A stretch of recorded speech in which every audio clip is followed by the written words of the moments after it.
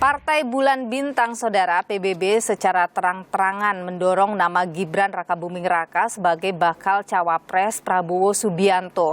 Selain itu, PBB juga meminta Gibran untuk tidak ragu keluar dari PDIP. Kenapa bisa muncul ini, nama Gibran ini? Kita tanyakan hal ini bersama saya sudah hadir Sekretaris Jenderal Partai Bulan Bintang yang juga adalah Wakil Menteri Ketenagakerjaan, Pak Afrian Syahnur. Pak Sekjen, apa kabar? Baik, alhamdulillah. Jadi kenapa sampai muncul nama Gibran Rakabuming Raka di antara begitu banyak kepala daerah muda berprestasi juga, bahkan ada juga yang dari dalam koalisi Indonesia Maju. Kenapa nama Gibran yang Anda keluarkan? Nah, tentunya kami sudah memilih Pak Yusril. Nah, tetapi dalam perjalanannya, ya kan, ada second opinion yang kita siapkan juga seandainya memang Pak Yusril belum bisa diterima oleh semua partai koalisi Indonesia Maju. Karena masing-masing koalisi Indonesia Maju ini kan punya jago, ya kan. Setelah beberapa waktu ini berseliweran beberapa nama, ya, muncul juga nama Pak Mas Gibran sebagai calon wakil presiden alternatif, ya, yang digaung-gaungkan. Kemudian banyak juga poster-poster yang sudah dipasangkan Pak Prabowo dengan Gibran, ya kan. Nah, ini menarik gitu. Nah, setelah kita bicarakan di internal partai, nah ini menjadi acuan atau alternatif kedua. Pak Gibran ini anak muda yang tentu belum punya rekam jejak yang jelek. Kalau yang lain-lain kan punya rekam jejak yang jelek. Kemudian juga saat ini kan pemilih milenial ini kan terbesar nih, Mbak, hampir 40%. Untuk menarik peminat pemilih pemula ini, ya kan, kita coba menawarkan solusi bagaimana sosok kolaborasi antara Pak Prabowo dengan Pak Gibran ini kita satukan. Pak Prabowo ini kan sudah kuat nih, Mbak Nilu. Bagaimana harus lebih kuat lagi? Nah, tentunya dipasangkan dengan anak muda agar anak muda ini punya representasi pemilih pemula. Mas Gibran ini kan merupakan putra daripada Bapak Presiden Joko Widodo. Ini yang menarik sebenarnya. Mungkin kalau dia atau kami menawarkan yang bukan agak sedikit sensitif, mungkin tidak akan digubris. Tapi ketika kami menawarkan Mas Gibran, ini heboh, ya kan? Jadi ya ini kan? sengaja supaya PBB jadi perbincangan publik maksudnya? Ya, salah satunya jadi perbincangan publik tentunya. Jadi kalau misalnya Gibran Rakabuming Raka bukan putra Jokowi, PBB belum tentu akan mengusulkan namanya? Ya, salah satu alternatifnya ya karena beliau putra Bapak Presiden. Makanya kita usulkan. Dengan harapan juga kalau betul-betul Mas Gibran bisa melewati syarat konstitusi, ya umur, ya kan diizinkan umur 35 tahun ke atas misalkan. Kemudian beliau cukup partai yang memberikan dukungan, ya PT-nya 20%. Tentunya ini hal yang sangat menarik buat PBB tentunya. Jadi Anda mendukung MK untuk menurunkan batas usia cawapres? Tahun 2003, itu dulu usia capres cawapres itu 35 tahun loh. Kemudian karena ada undang-undang yang melakukan revisi terhadap undang-undang, naik menjadi 40 tahun. Jadi intinya kita tidak usah menyaksikan selagi ada konstitusi yang memungkinkan, ya. Tapi begini, Anda sendiri tahu kan bahwa Gibran ini adalah kader PDIP. Ini dianggap tidak etis begitu, menyebut nama orang lain, orang yang ibaratnya rumah tangganya berbeda begitu. Ya, ini kan hak kami sebagai warga negara mau mengajukan siapapun. Betul, kita tahu Anda kader PDIP. Kalau memang PDIP tidak mau mencalonkan Anda, terus ada pihak lain yang mau mencalonkan Anda dan ini merupakan hal yang sangat positif, saya berharap Anda menerima. Oke, Anda ngomong itu dengan Mas Gibran? Sempat membicarakan itu dengan Mas Gibran? Saya ngomong begitu. Apa jawaban Mas Gibran? Ya, Mas Gibran mengatakan, saya ini Pak Wamen kader PDIP. Ya, silakan saja. Bila perlu, kita minta izin dengan PDIP. Harusnya PDIP bangga loh, Mbak. Ada kadernya yang ditawarkan oleh koalisi lain untuk maju. Harusnya. Banyak kok kepala-kepala daerah yang lompat-lompat kok, Pak, dari partai A didukung, terus setelah terpilih dia pindah ke partai B, partai C. Selagi untuk kepentingan bangsa dan negara, kenapa harus takut? Dengan Anda menyebut nama Gibran Rakabuming Raka, muncul tudingan di masyarakat bahwa PBB ini membantu untuk melegalkan dinasti politik terah Jokowi. Bagaimana? Saya mengatakan selagi dinasti itu baik, dinasti itu betul-betul punya kompetensi, kemudian mereka mampu untuk mengarungi atau menahodai sebuah pimpinan apa yang akan mereka lakukan, menurut saya tidak ada masalah. Oke, Anda mendukung dinasti politik? Saya mendukung dinasti politik selagi dinasti itu memang dalam kriteria yang memang memungkinkan.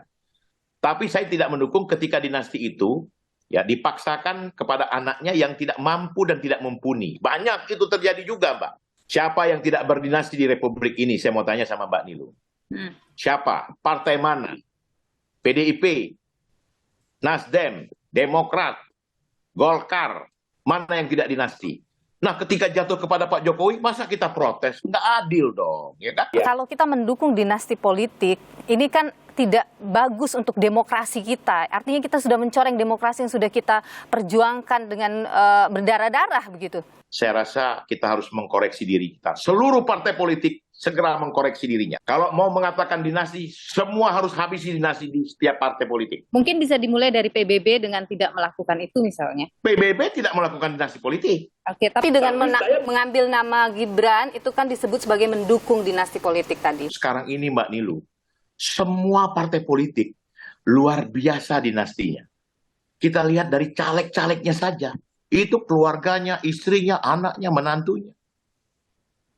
Tapi tolong negara ini kalau mau baik, undang-undangnya kita perbaiki. Kita mau mengkoreksi itu secara individual, kemudian baru global. Kalau global sekarang ini Mbak Nilu, aduh, saya sebagai orang yang dalam hal ini berpolitik sudah sangat lama, saya luar biasa sangat kecewanya. Tapi mau tidak mau, kita harus larut dalam keadaan politik kita ini dan saya berharap ke depan ini akan lebih baik. Oke. Ya kan? Apakah ini ada pesanan dari Pak Jokowi misalnya? Kok tidak ada? Murni dari internal PBB dan tidak ada pesan-pesan khusus dari Presiden. Oke. Dan kalau memang Pak Jokowi tidak merestui, ya monggo. Haknya beliau dan keluarga beliau dong. Tapi kami sebagai warga negara boleh-boleh saja. Pak Sekjen Partai Bulan Bintang yang juga adalah Wakil Menteri Ketenagakerjaan Afrian Syah-Nur. Terima kasih atas pandangan Anda di Nilu. Mbak Nilu. Ya, sehat selalu. salam kenal selalu. Dua peristiwa politik yang membawa nama Presiden Jokowi, Kaesang Pangarep yang menjadi Ketua Umum PSI dan Gibran Rakabuming Raka yang diusulkan oleh PBB sebagai bacawa pres Prabowo Subianto menuai kritik pedas dari masyarakat.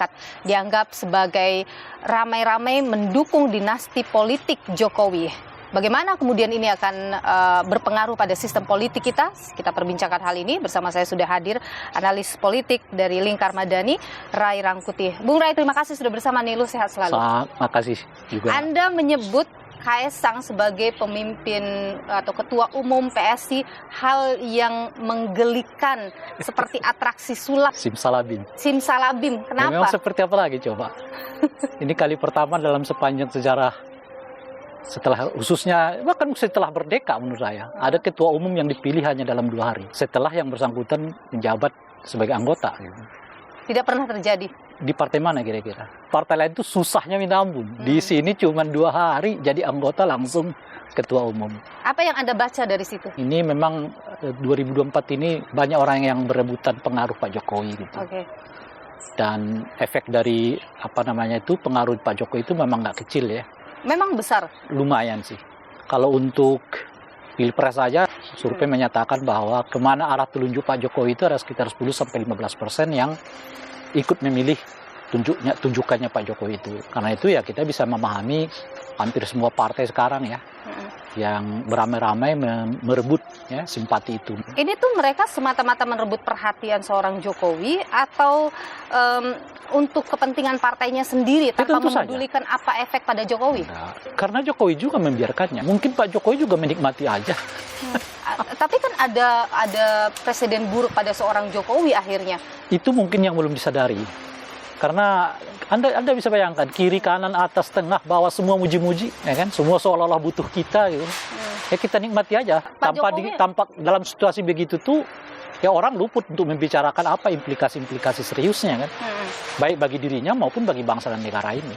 Dan kalau Anda melihat implikasi paling buruk bagi seorang Jokowi atas peristiwa yang terjadi belakangan, dia bisa kehilangan kepercayaan publik dan saat yang bersamaan dia kehilangan tanda kutip ya pelindung terbesarnya. Dalam ini adalah rumah besarnya adalah PDI Perjuangan. Dan itu menurut saya kehilangan yang bukan kecil. Itu kehilangan besar bagi seorang Jokowi. Kehilangan itu sekarang ini saja. Orang masih sulit mengekspresikan itu, tapi pasca dia nggak berkuasa, itu akan terjadi. Kalau misalnya dia kemudian kehilangan rumah besarnya tadi PDI Perjuangan, tapi dia dapat rumah baru, bagaimana? Ya Pakai logika aja deh. Kalau kau mau cari kawan, kau cari kawan orang gede apa orang kecil gitu loh kira-kira. Anda menilai apa yang dilakukan oleh Presiden Jokowi ini untuk show off mungkin kepada PDIP, kepada Bu Mega bahwa Nggak saya sebanding juga. Mungkin itu terjadi, tetapi sekarang mungkin dia menikmatinya. Tapi ya sampai 2024 beliau kan bukan tidak presiden. Lalu dia kemana? Oh ada partai, itu partai itu kalau lolos parliamentary threshold. Kalau enggak, Anda mau berlindung di sebuah partai yang kursinya cuma 4%, 5% di DPR. Lalu kemudian Anda mau membuka front dengan partai yang dapat 20%. Pakai logika aja itu saya. Oke. Dengan tadi Anda menyebut dia punya pengaruh yang besar, dia masih punya tingkat kepuasan yang tinggi, masih punya dukungan masyarakat tinggi, itu tidak akan besar pengaruhnya bagi PSI misalnya? Ya ada, tapi kan nggak akan tidak sampai besar. melonjak. Karena bagaimanapun ya, orang tetap akan melihat ya siapa yang ditunjuk itu. Jadi apa yang terjadi ini semuanya atas Bahwa mereka permainan juga Jokowi misalnya? bisa ya, bisa tidak. Kan seperti yang kalau ini kompetisi, itu berarti tidak semuanya di bawah skenario Pak Jokowi. Tapi kalau ini konsolidasi, ya itu di bawah Jokowi. Jadi konsolidasi itu artinya nanti Gibran tetap di PDI, Bobi tetap di PDI, Pak Jokowi tetap di PDI, tapi dibentuk skoci baru, namanya PSI kan. Nah dengan begitu, dua-duanya bisa running nih. Tapi tidak boleh diperhadap-hadapkan pada dasarnya. Tapi apakah Pak Jokowi mampu melakukannya atau tidak, kita nggak tahu. Tapi kan sekarang ini orang melihatnya, PSI itu antara Prabowo ataupun itu nanti mungkin ditarik lagi ke Ganjar Pranowo. Artinya mau dikatakan seluruh kekuatan politiknya Pak Jokowi dimanapun ia berada itu tetap pusatnya di PDI Perjuangan. Tapi kalau ia adalah kompetisi, nggak bisa dibaca ini antara keluarga dengan presidennya, kadang-kadang bisa beda pilihan meskipun nggak mengemuka di depan publik. Misalnya Kaesang ke Prabowo, Gibran ke Ganjar, apakah bisa dilihat bukan sebagai dia tidak bisa mengelola keluarga, tapi justru sebagai permainan cantik dia untuk bermain di dua kaki tadi? Terus menurut Anda dengan Kaesang itu dia akan bisa kelola Prabowo? Anda itu kalau udah nggak jadi presiden, setengah dari wibawam itu hilang. Dua anak atau tiga ya sama menantunya di politik saat ini. Kalau Jokowi sudah tidak menjabat sebagai presiden lagi, mereka juga akan lemah menurut Anda? Itu udah di mana-mana. Pasti. Ya, coba ceritakan. Mana ada yang powerful lagi setelah nggak berkuasa. Karena itulah mereka merasa perlu mendinastikan kekuasaan itu. Itu yang saya sebut bahwa Kaesang itu jelas-jelas dinasti. Bahwa Bobi itu jelas-jelas dinasti. Karena mereka jadi wali kota, masuk partai, dan saat Pak Jokowi itu menjadi presiden. Masih menjadi presiden. Nah, itu yang kita sebut dengan dinasti itu. Apa dampak politik yang akan terjadi pada bangsa ini dengan apa yang dicontohkan oleh Pak Jokowi? Tujuan demokrasi itu ya jadi setengahnya jadi hilang. Karena salah satu tujuan demokrasi itu kan distribusi kekuasaan. Agar kekuasaan nggak bertumpuk kepada satu orang atau satu keluarga atau satu klan.